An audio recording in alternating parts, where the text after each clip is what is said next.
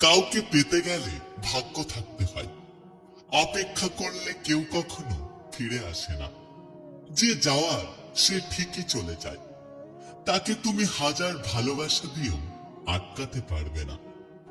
একটা কথা কি জানো তো, ভালোবাসা কখনো শেষ হয় না।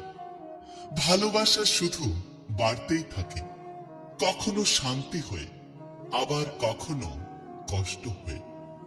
আমার মনের সব কথা যদি তোমাকে বুঝিয়ে দিতে হয়, তাহলে তুমি আমাকে কখনো বুঝতেই পারোনি, বা আমাকে তুমি কখনো ভালোই বাসনি।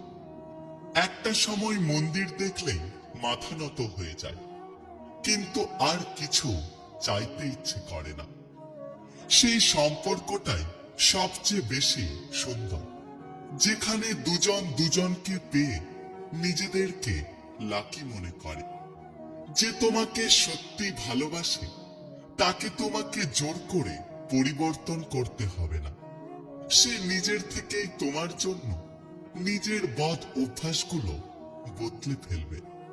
প্রিয় মানুষটা হারিয়ে গেলে হয়তো খুঁজে নেওয়া যায়, কিন্তু প্রিয় মানুষটা বদলে গেলে আর কখনোই ফিরে পাওয়া যায় না।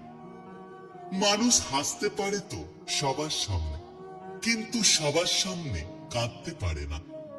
মানুষ একমাত্র সেই মানুষটার সামনে কাঁদতে পারে যাকে সে সব থেকে বেশি ভরসা করে। একটা কথা কি জানো তো, তফাৎ তো শুধু ভালোবাসায়।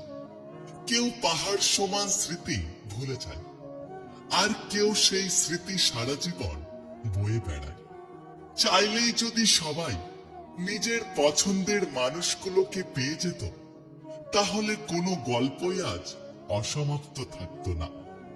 জীবনে ভালোবাসতে হলে একজনকে ভালোবাসো। নতুন মানুষের কাছে গেলে, নতুন নতুন সবকিছু খুঁজতে গেলে একদিন তোমাকে সবকিছু হারিয়ে কাঁদতে হবে। মানুষ থাকার হলে কারণ খোঁজে, আর যাওয়ার হলে বাহানা খোঁজে। আসলে পারফেক্ট মানুষ বলতে কিছুই হয় না। তুমি যাকে যত বেশি ভালোবাসবে, সে তোমার কাছে ততটাই পারফেক্ট মনে হবে। তুমি যতটা সস্তা ভাবছো, ততটা সস্তা আমি নই।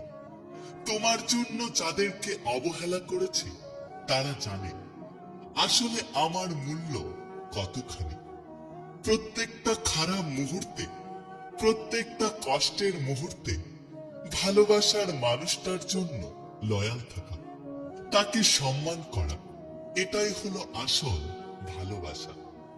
বয়স বাড়ার সাথে সাথে আমরা আমাদের কাছের মানুষগুলোর রূপ এবং রং দেখতে পাই।